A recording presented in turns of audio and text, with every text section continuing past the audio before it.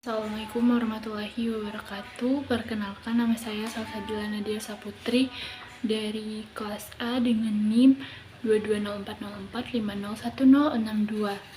Di sini saya akan menjelaskan tentang dua teori kepribadian untuk memenuhi ujian tengah semester dari mata kuliah teori-teori kepribadian. Teori kepribadian dari Ludwig Klages. Nah, di materi ini memuat tentang biografi tokoh, konsep dasar, struktur kepribadian, serta pribadi sehat dan tidak sehat. Yang pertama, biografi tokoh.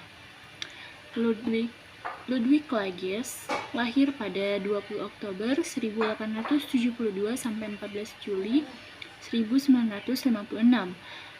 Ludwig Klages adalah seorang filsuf Jerman, psikolog, dan penulis. Ia adalah salah satu pendiri psikologi ekspresif yang menekankan pentingnya studi tentang gerakan dan ekspresi wajah sebagai cara untuk memahami kepribadian. Klages juga dikenal karena teorinya tentang aura, yang ia definisikan sebagai medan energi yang mengelilingi tubuh manusia dan hewan. Klages lahir di Hannover, Jerman pada tahun 1872. Ia belajar filsafat di Universitas Leipzig dan Universitas Berlin dan menerima gelar doktornya pada tahun 1897. Setelah itu, ia bekerja sebagai guru di sekolah menengah Leipzig. Pada tahun 1902, ia mendirikan Institut untuk Psikologi Ekspresif di Leipzig, yang merupakan salah satu lembaga pertama di dunia yang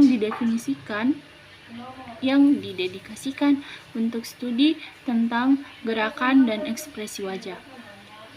Klages adalah seorang kritikus tajam terhadap psikologi tradisional yang ia anggap terlalu menekankan pada kognisi dan terlalu mengabaikan aspek-aspek nonverbal dari pengalaman manusia.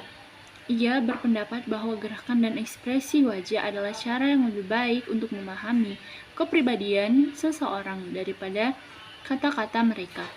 Klages juga mengembangkan teori tentang aura yang didefinisikan sebagai medan energi yang mengelilingi tubuh manusia dan hewan.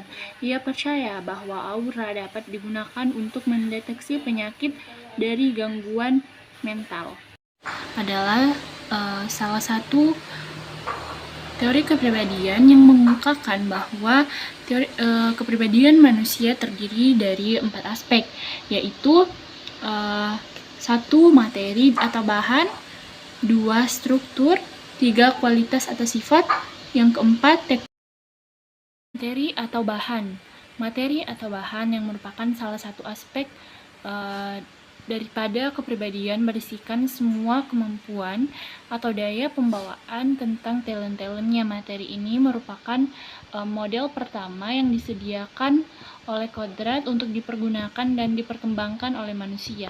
Adapun struktur kepribadian, dalam uraiannya mengenai struktur ini, Klages bermula dengan memberikan pengertian tentang istilah struktur. Istilah ini adalah sebagai pelengkap daripada istilah materi. Bila materi dipandang sebagai isi, bahan, der Stoff, maka struktur dipandang sebagai sifat-sifat bentuknya ataupun sifat-sifat formalnya. Pun kualitas kepribadian atau sistem dorongan-dorongan.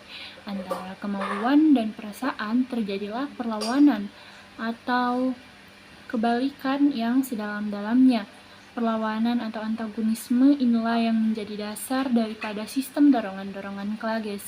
Nah, di dalam temperamen, dari manakah orang melihat perbedaan temperamen sanguinis dan temperamen pragmatis? Klages melukiskan temperamen itu sebagai sifat daripada struktur. Karena itu, perbedaan-perbedaan temperamen itu juga berakar pada perimbangan antara dua kekuatan itu. Apa yang terdapat dalam pengalaman? Orang-orang yang biasanya disebut sanguinis menunjukkan sifat-sifat yang tak dikenal, lelah, dengan kuatnya menuju ke suatu tujuan yang disadarinya benar-benar, tetapi tidak semua orang yang sanguinis demikian sifatnya. Ada juga orang sanguinis yang banyak bertingkah, mudah berubah, mudah tertarik oleh hal-hal lain. Orang-orang yang biasa disebut flegmatis menunjukkan sifat-sifat serba lambat, tidak punya minat dan apatis. Di samping itu, juga orang-orang flegmatis yang suka bertindak, tetapi sekali menyala harus memenangkan kekuatan yang besar. Jadi, misalnya gunung berapi. Nah, Klages menerangkan tentang temperamen flegmatis. Pada pokoknya, sifat-sifat seseorang yang bertemperamen flegmatis adalah kebalikan daripada orang. Tiap-tiap perasaan mempunyai dua sifat pokok, yaitu di dalam tiap perasaan terletak kegiatan batin atau inner activity, dan di dalam tiap perasaan terdapat corak perasaan, yaitu taraf-taraf kejelasannya. Yang dimaksud dengan kegiatan batin ialah daya untuk membedakan keinginan-keinginan yang terkandung dalam perasaan. Menurut Klages, dalam tiap perasaan itu terkandung keinginan. Adapun keinginan itu pada pokoknya ada dua macam, yaitu keinginan menerima dan keinginan menolak.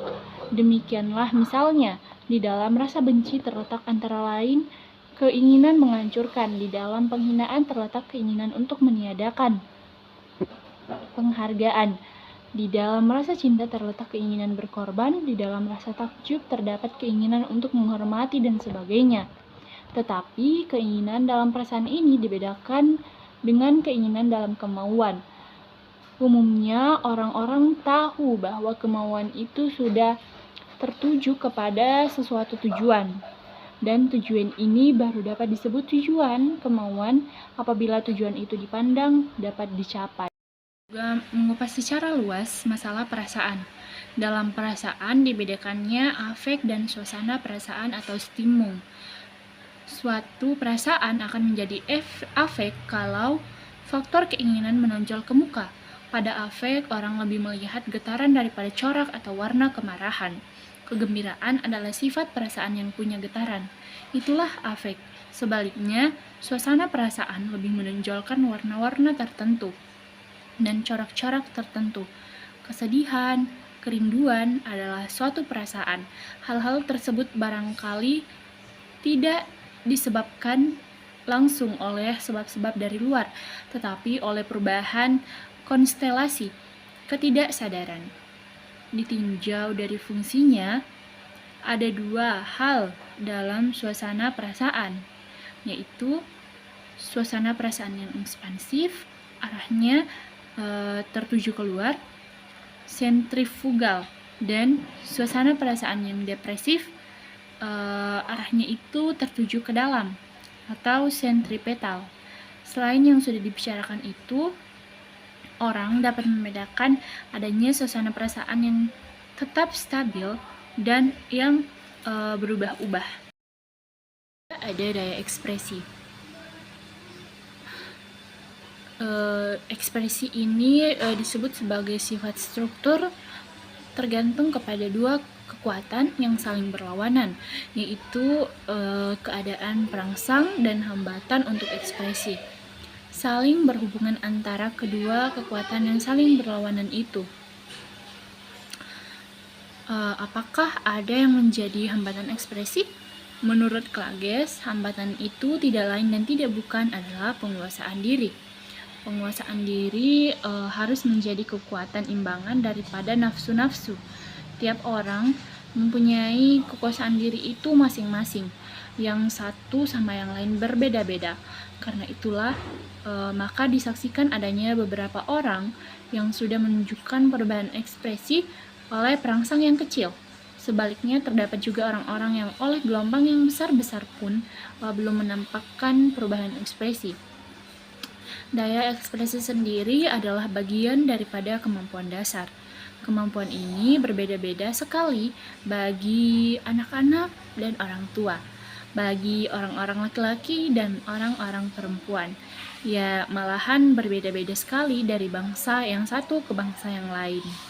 Persoalan mengenai daya ekspresi ini merupakan persoalan tersendiri dalam lapangan psikologi. Menurut Klages, lapangan ini belum memperoleh perhatian secukupnya daripada ahli. Grafologi misalnya, yang dapat dipandang sebagai salah satu cara untuk menyelidiki tingkah laku ekspresif itu, adalah bagian dari psikologi yang penting. Pengetahuan tersebut dapat dikembangkan secara benar-benar ilmiah. Materi yang terakhir adalah kepribadian sehat dan tidak sehat menurut Ludwig Klages. Nah, dalam kepribadian sehat sendiri, dalam pandangan Klages adalah individu yang memiliki keseimbangan dan harmoni antara elemen-elemen psikologis mereka. Mereka mampu mengintegrasikan berbagai aspek dari kepribadian mereka dengan baik. Pribadi sehat mampu mengekspresikan emosi dan dorongan mereka dengan cara yang sesuai dengan dan konstruktif. Mereka memiliki kontrol diri yang baik dan mampu menangani stres dan tekanan dengan efektif. Adapun perilaku tidak sehat adalah individu yang mengalami ketidakseimbangan dan konflik internal dalam diri mereka. Mereka mungkin mengalami gangguan emosi dan perilaku. Orang dengan pribadi tidak sehat tidak mungkin mengalami kesulitan dalam mengatasi emosi mereka, seperti kemarahan yang tidak terkendali atau kecemasan yang berlebihan. Mereka mungkin juga cenderung menghambat ekspresi diri mereka dan mungkin mengalami konflik antara bagian-bagian yang berbeda dari kepribadian mereka. Selanjutnya materi yang kedua yaitu teori psikoanalisis oleh Sigmund Freud. Isi dari materi ini sama seperti yang tadi, materi sebelumnya, yaitu biografi tokoh, konsep dasar, struktur kepribadian, serta pribadi sehat dan tidak sehat, teori psikoanalisis oleh Sigmund Freud. Nah, yang pertama yaitu biografi tokoh Sigmund Freud. Sigmund Freud sendiri lahir pada 6 Mei 1856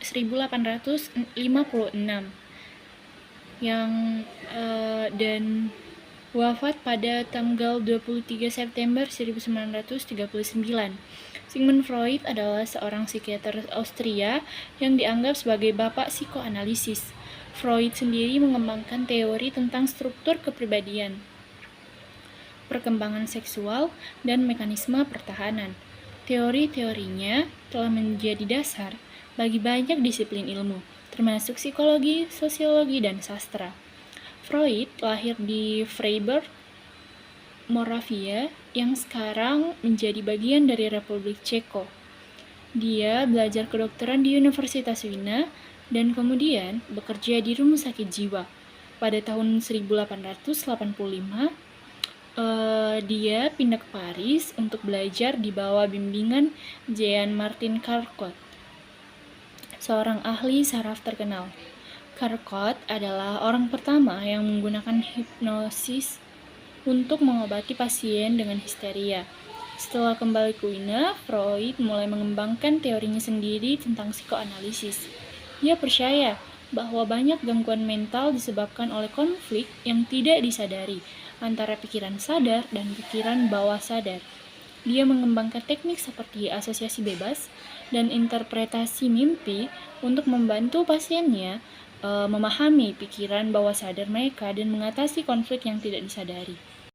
Nah, yang kedua yaitu konsep dasar teori psikoanalisis.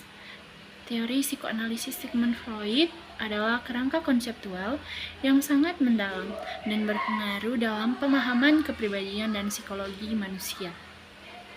Konsep dasar dalam teori psikoanalisis Freud sendiri mencakup struktur kepribadian, perkembangan psikoseksual, konflik batin atau internal konflik, mekanisme pertahanan atau defense mekanisme, konsep kesadaran, dinamika psikis, peran seksualitas, dan selanjutnya ada struktur kepribadian. Menurut Freud sendiri, struktur kepribadian terdiri atas 3 aspek, yaitu yang pertama das Es atau the id, yaitu aspek biologis, 2 das Ich atau the ego, yaitu aspek psikologis, serta das Über-Ich, yaitu the super ego, yaitu aspek sosiologis. Kendatipun ketiga aspek itu masing-masing mempunyai fungsi, sifat, komponen, prinsip kerja, dinamika sendiri-sendiri, namun ketiganya berhubungan dengan rapatnya sehingga sukar atau tidak mungkin untuk memisahkan pengaruhnya terhadap tingkah laku manusia. Tingkah laku selalu merupakan hasil dari ketiga aspek itu. Das Es atau dalam bahasa Inggris the id, disebut juga oleh Freud sistem the Unbewussten.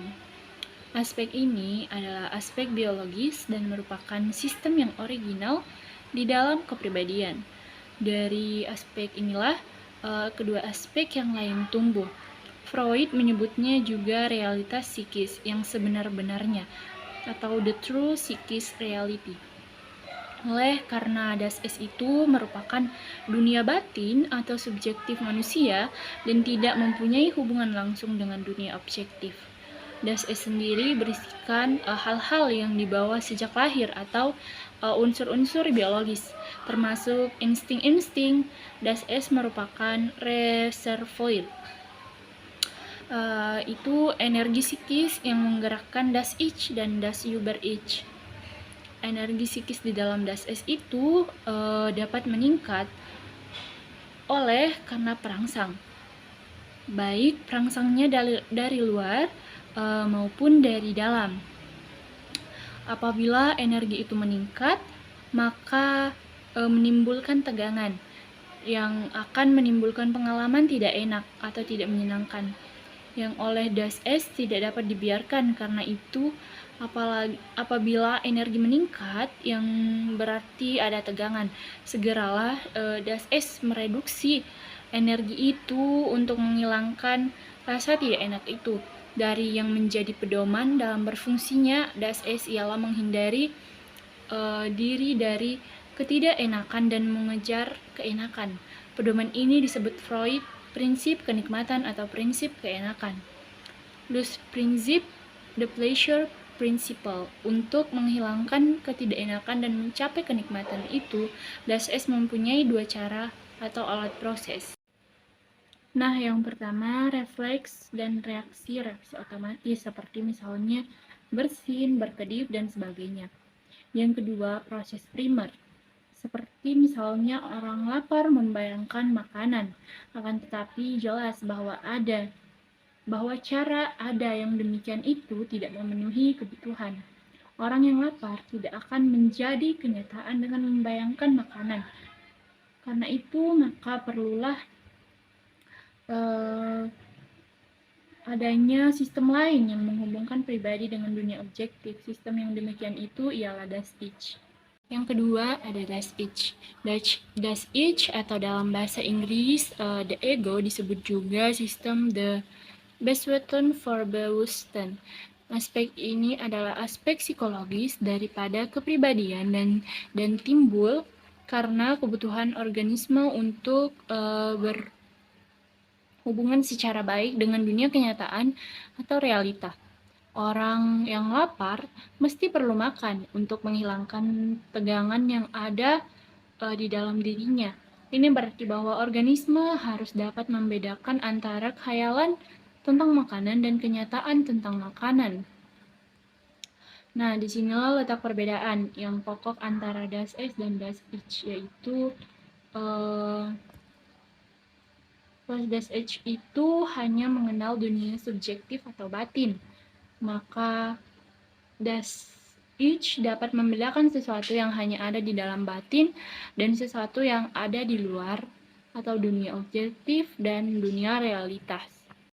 Das Über-Ich. Das Über-Ich adalah aspek sosiologi kepribadian yang merupakan wakil dari nilai-nilai tradisional serta cita-cita masyarakat, sebagaimana ditafsirkan orang tua kepada anak-anaknya yang dimasukkan atau diajarkan dengan berbagai perintah dan larangan.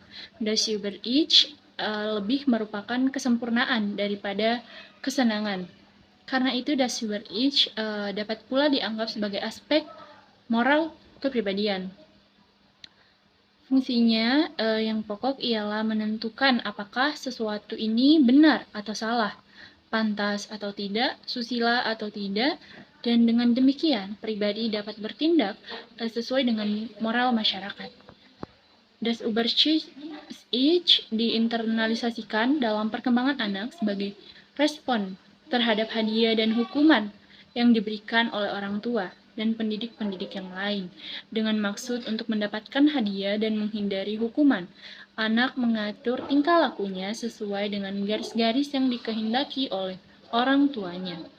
Apapun juga yang dikatakannya sebagai tidak baik dan bersifat menghukum akan cenderung menjadi konsistia anak. Apapun juga yang disetujui dan membawa hadiah cenderung untuk menjadi ideal anak. Di materi terakhir yaitu pribadi sehat dan tidak sehat. Teori psikoanalisis Sigmund Freud memandang kepribadian yang sehat sebagai individu yang mampu mengatasi tekanan dan kecemasan dengan belajar, serta mampu bergerak menurut pola perkembangan yang ilmiah.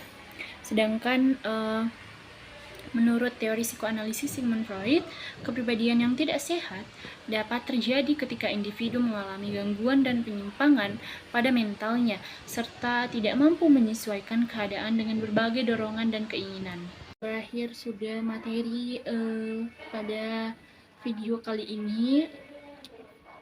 Kurang dan lebihnya mohon dimaafkan. Wabillahi taufiq wal hidayah. Wassalamualaikum warahmatullahi wabarakatuh.